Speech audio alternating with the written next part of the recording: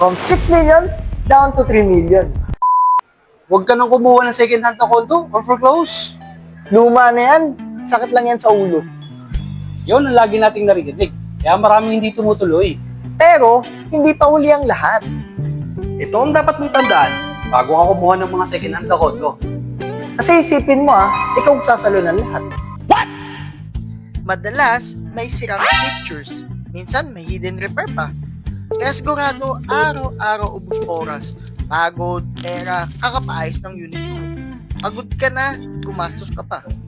Kung seryoso kang kumuha ng second hand condo, ito ang dapat mong tandaan. Una, malapit sa work, sa schools, at transportation. Pangalawa, convenience. Natutulong sa'yo para sa healthy lifestyle mo.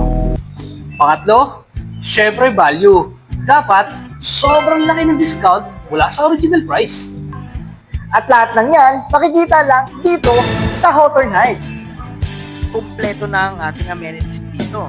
May gym, swimming pool, study hall, function hall, at marami pang iba. Kaya full package na. Plus, ready for occupancy na siya. Kaya pwede na agad lipatan o kaya parentahan. Message me right now dahil may 50% discount from 6 million down to 3 million.